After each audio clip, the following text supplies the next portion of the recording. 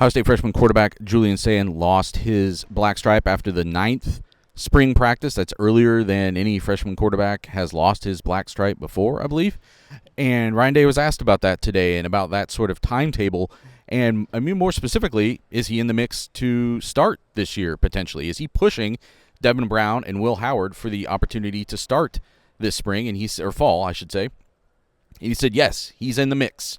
Steven, do you think it's realistic that Julian Sayin could be this team's starting quarterback on opening day? So I said this to these guys after we got right out of it, and it's waiting because when you hear information, I think we can all go 0 to 100 with the information, and so we almost give ourselves a little minute to calm down and come to a realization.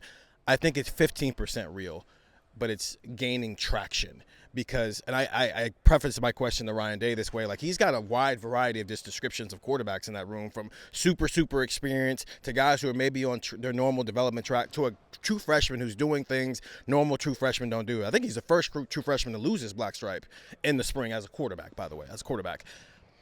And so I started thinking about Trevor Lawrence in 2018, where it wasn't immediate.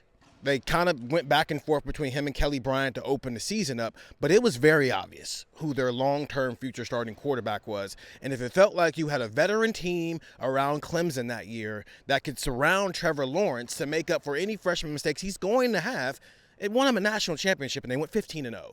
And I am wondering, in this situation where we've seen a little bit of practice, we got to see one full practice, and it felt like Julian Sayin was flashing, and Ryan Day's not backing down from this idea. He's not talking about him like a true freshman. I am wondering, with how this schedule is, could we see a similar thing play out with Ohio State this year, where Julian Sayin's not the guy at the beginning of the year, but by the time we get to the playoff, Julian Sayin is the starting quarterback. And I'm like 15 to 20% coming around on that idea, with it rising depending on how the next 6 months go. It is uncommon here. Like, there hasn't been a true freshman who has, at least under Ryan Day, has stepped in. Kyle McCord did have to make a start in 2021 in place of C.J. Stroud, but that was injury-related. It wasn't really performance-related, and C.J. Stroud took that job right back, and the rest was history that year on the way to being a Heisman finalist. As you're looking at this right now, it's one thing to say he could start sometime this year. Ryan Day said he's got to be thinking, I might have to play against Oregon. I might have to play against Penn State. I might have to play against Michigan. He didn't say Michigan. But I'm not going to say the other thing because I'm not on the team. Do you think – so that's one thing, to say someone could do it. Do you think this is a real thing, that we could come back in the preseason and this is a three-man race, assuming they're all still on the roster, a three-man battle that's going on for who's going to start on opening day against Akron? I think if all three are on the roster, I put that percentage at like 5%, that he's the week one starter. I think it's really low. I think, I think that's a good example, the Clemson example. But the key difference was two things. Number one, there was only two of them. It was Kelly Bryant and Trevor Lawrence, and you had this superstar freshman coming up. And number two, they wanted to make that move before the fourth game, or before Kelly Bryant played his fourth or fifth game, so that he could get that transfer out of there. If it's Will Howard and Julian Sayin, that's not a thing.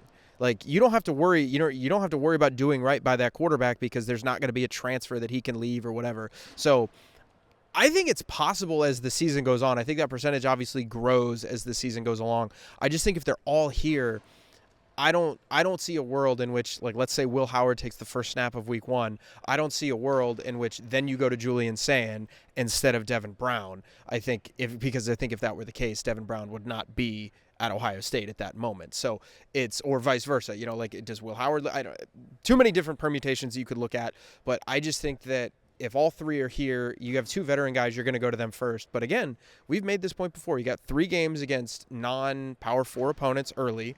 You have Michigan State on the road. You have Iowa. And then you go to Oregon for your 6th game of the year. There's a bye week in there. There is time if you wanted to build him up to play in that Oregon game. Or maybe do you want to get through that Oregon game? You got to go play 2 really tough road games. You got to play at Penn State as well. There's a lot going on here where I think early on, if you needed to get him reps, you can. So I think that early on, I don't think you start him, but I think you play him and kind of see how it goes. Ryan Day said a couple things that stuck out to me about Sayin, and it was he's making plays, and he started talking a lot about intangibles, about how he just carries himself, how he doesn't want his hand held out here, kind of, ask to be held to a high standard, ask to kind of stand on his own 2 feet. As I was walking in today to the Woody, ran into someone who told me they had watched practice today and they were impressed by Jeremiah Smith, obviously, but they said that Julian Sayin has something going on, and he was leading a lot of touchdown drives today in the competitive periods of practice. And if that's true, and that's how you start to separate, because they're all running the same offense. If you're starting to lead more touchdown drives than the other two guys, frankly, that's how Common Core beat out Devin Brown last year. And I don't think Ryan Day would be that squeamish about starting a true freshman if it looks like he's the one leading the offense best. But you make a good point, Andrew, too, is I don't know if they may not need special quarterback play to win a game until maybe week 5 against Iowa and the kind of defense it has out there. Certainly week 6 against Oregon. The schedule just sets up that way. So you have what you're talking about, Stephen, the opportunity to not make that decision on opening day, but to sort of fold him in 3-4 weeks in. Ryan Day also showed last year he will take a quarterback competition into the start of the year. So it may still be going between 2 or 3 guys when we get to August. We'll be talking about that a lot on Buckeye Talk. Get it wherever you can find podcasts and get the text 614-350-3315.